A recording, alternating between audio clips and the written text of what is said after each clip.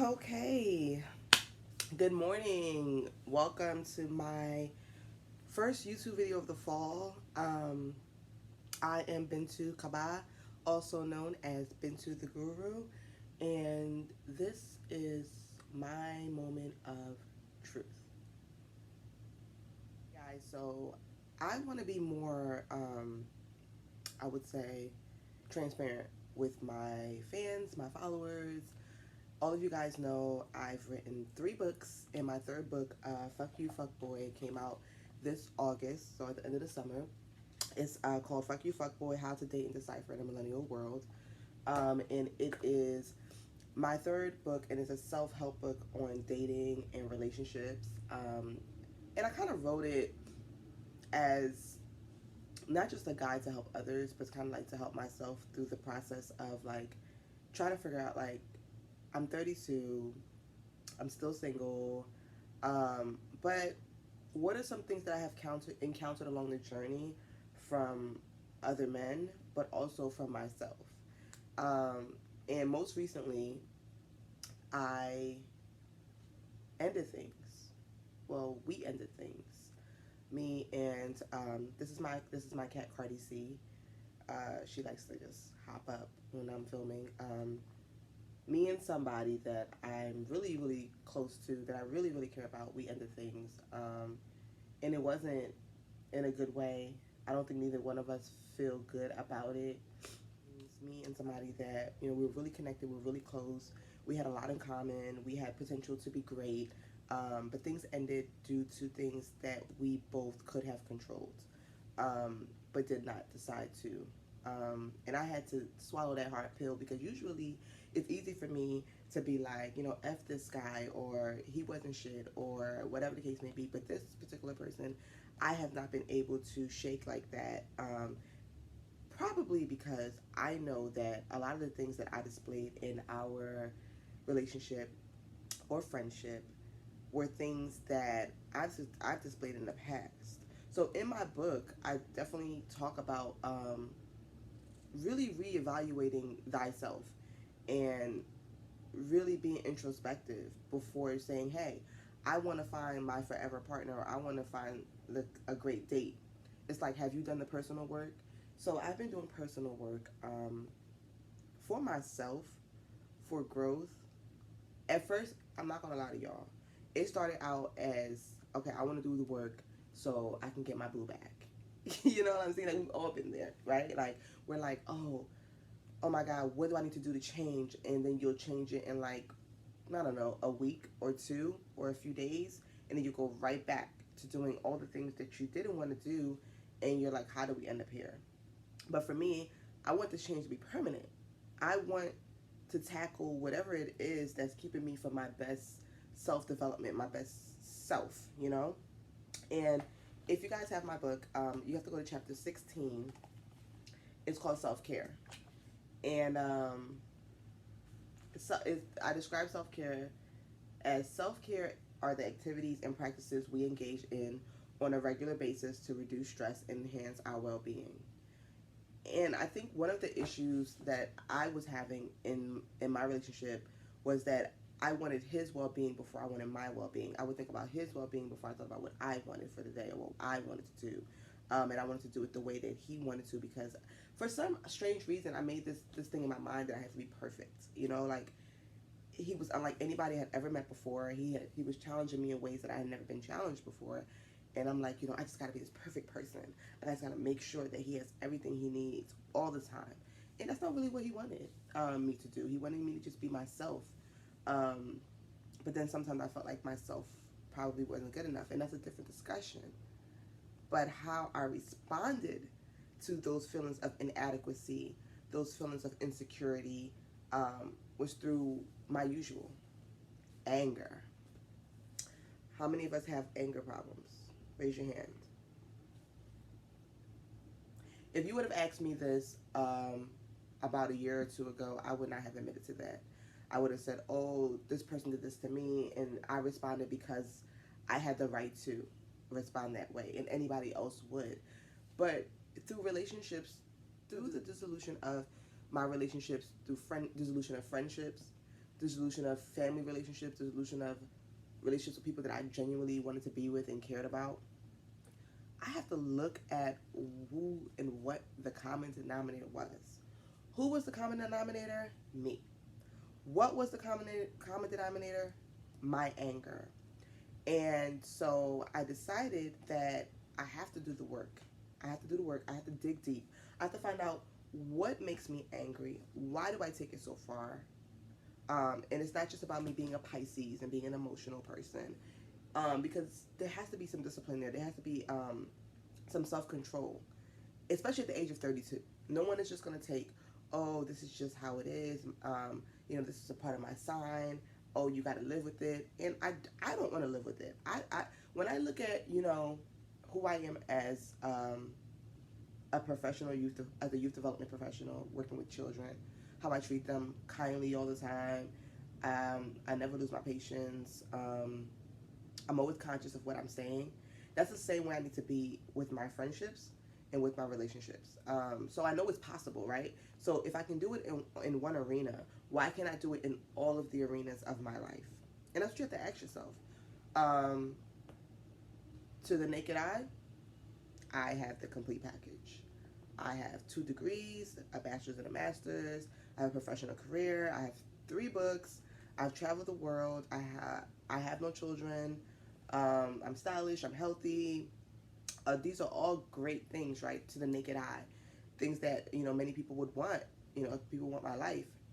But when you dig deeper, I struggle with things. And I had to be honest about what I struggle with. And it took some life coaching. It took, starting to go to therapy to realize, like, I'm not as great as I say I'm great.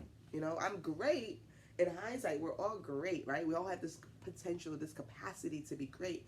But I'm not as awesome as I think I am. And there are things that are messed up about me. And I'll just never forget our last fight, me and my friend. And he said,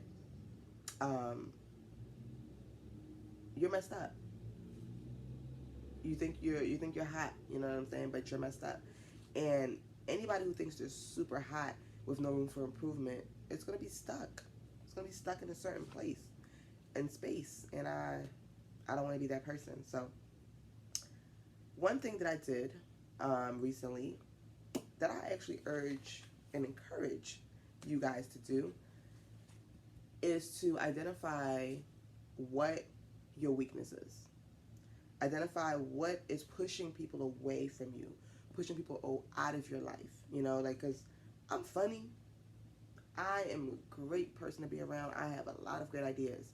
But when I get angry, I see nothing but red, and I don't care who I'm talking to, and I just got to be right. I just got to be understood, right? So that is my weakness. That is my greatest weakness. So something that my therapist asked me to do was to write down all of the ways my anger got in the way of me connecting with others or got the best of me. What are all the ways? Cardi wants to be a YouTube star so bad. What are all the ways? So guys, I wrote all the things, all the anger.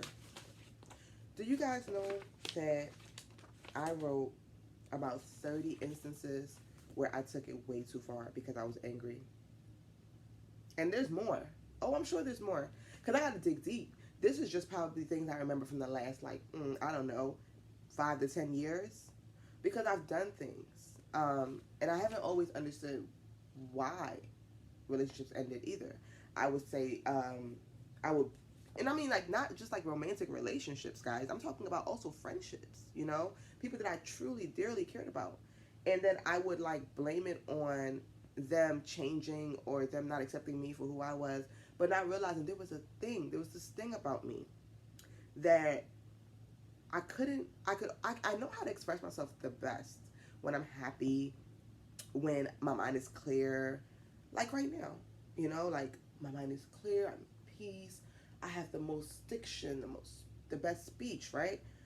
But when I feel hurt, or someone's played me, or just this feeling of abandonment, there's just this disconnect, and I just snap.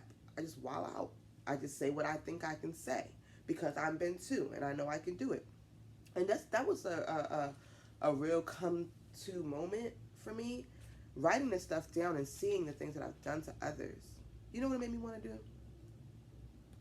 It made me want to write each single person a letter apologizing for my actions, no matter, and this is irregardless of what they did to me. Because, like, I am not a confrontational person. I don't approach people for drama first, right? People have, it's natural, it's human. People have done things to me.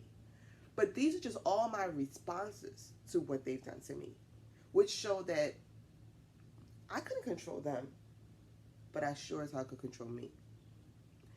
And in chapter 16 of my book, I talk about physical self-care, which is, exercising and being fit and taking care of the body.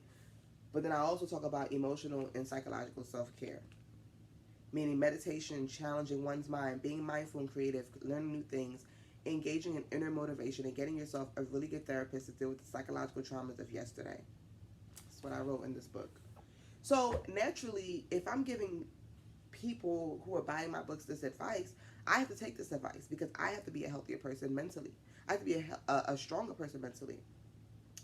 Let me give you guys a little bit of background about my life and where I come from. My parents are West African. Growing up, my mom literally yelled at me for the littlest things. Like, that's all African moms. And we would get our asses whooped for the littlest things as well. Like, you didn't clean the kitchen on time. You know what I'm saying? You got a phone call home from school. But then I feel like that's the culture of many African American households as well. So we have that kind of trauma in common, where there's a cycle of like verbal abuse or physical abuse, and it's not really seen as abuse because that's just the way it is for Black people and African people. It's called child rearing, it's called get it done, it's called I'm the mama and I say so, and that's what you do, right? But it leaves scars in some of us, and that's for many of us, especially myself. That's one of the earliest teachings of how we treat people, how we talk to people, how we deal with people. We don't like something, so we beat them. We don't like something, so we say something crazy. So that was etched in my brain. But my mother loved me, my father loved me, and they did the best they could, and they gave me everything. So looking back, I really don't know what to say. I'm not angry about those things, but I know that those things were the precursors to my behavior. And then let's talk about some more trauma that's happened in my life. Within the last year, I don't like talking about this, but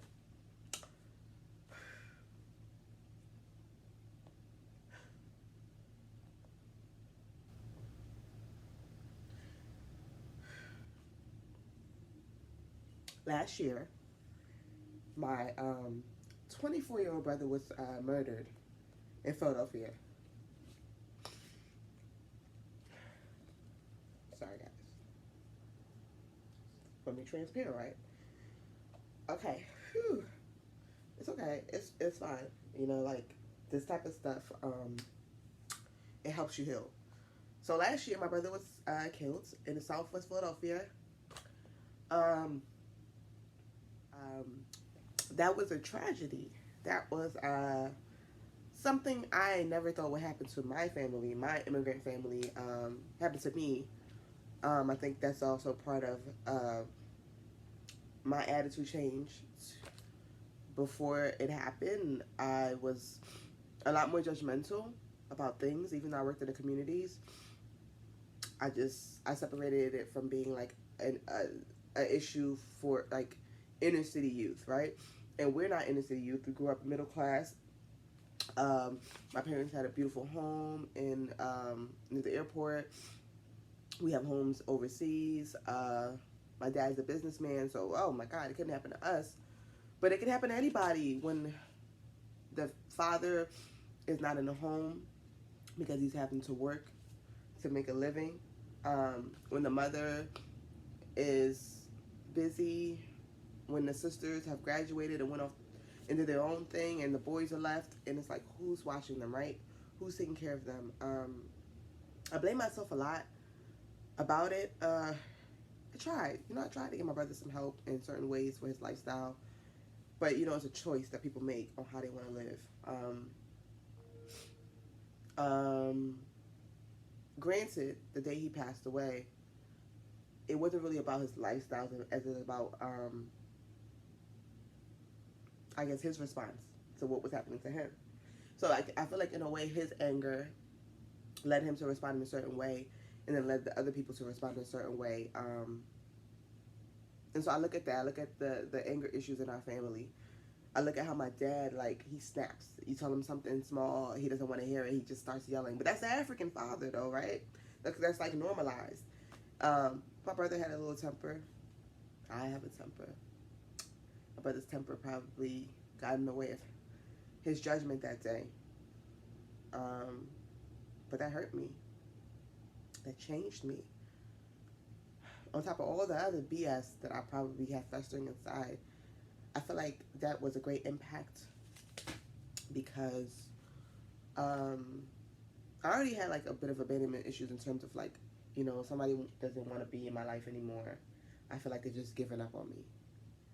But then to have someone just like leave your life that you just feel like would always be there, it's your brother, your sister, or whatever. You feel like, wow, like people are like, any given moment someone could just go, someone could just die, like, and just having those feelings inside weren't healthy. And then as soon as he died, I tried to replace the feelings of hurt and pain with sex. I did. I tried to just have it. I tried to just do me. I tried to just like flesh it out. It just seemed like everybody that wanted to be there for me around that time, it really wasn't for me. It was for them. It was like they wanted something from me, but I couldn't see that, and I just wanted to feel whole again, And so I really didn't deal with that. I didn't go to therapy after my brother died. I had 2 weeks off from work. I had just started a new job, and my brother died a month after. I took 2 weeks off from work, and then I went straight back to work. But I haven't been mentally the same since. For a while, I cried like once a day, twice a day. I was depressed for a year. People didn't know. Because you take pictures. You're on Instagram, you're on social media. People are like, oh my God, she looks great. She's having so much fun. But, yeah, no. I think I still go through bouts of depression. In moments where I just feel super low. Moments I wish I could change things. My brother had called me before he passed that weekend, and said I'll call him back. I was so busy. When I called him back, he didn't pick up, so we missed each other that weekend, and then he passed away. Feeling like I could have done better. I could have been there for him. Maybe if I had picked up the phone, what did he want? What did he need? Would he have went and tried to get whatever he needed from wherever he went? Just asking myself those questions. Not forgiving myself about those things. And then I meet somebody this year. I'm thinking I'm past all of that. Didn't go to no therapy, nothing. I meet somebody this year and they have their own traumas from their life, their own anxiety. They've been through a lot. But we like each other. And we have so much to offer each other. And I saw some things inside of him that were red flags, because I know, like, having my own anger, when I see somebody with anger, I recognize that same, like, rage. Especially when the little things get you bothered. Because, the little things would get me bothered. I will focus on the littlest things. And none of my brothers died. I realized none of those things matter. What am I focusing on, right? And I would see some red flags, but I still wanted him. I still wanted to be with him and be this person for him. And he would let me know, like, I'm not ready for a relationship. Like, I need to get me together. And I couldn't understand it until things finally blew up. And now I realized, like, we should have been getting ourselves together. I shouldn't have been pushing this issue of a relationship so hard. I shouldn't have made him feel like if he didn't do it, like, it wasn't good enough. He was giving his best. But at the same time, I feel like I should have promoted, like, let's get some help individually. Let's both deal with our anger issues, because, like, we have something good here. And if we don't nourish it and water it like a plant, it's going to just blow up in our faces. Like, it's just going to, like, be uprooted and thrown in the trash. And what happened was, like, we had a recent blow up, and it got really, really, like, terrible. It was so terrible, like, I don't even really want to talk about it. I think about it. I think about my actions in that whole thing.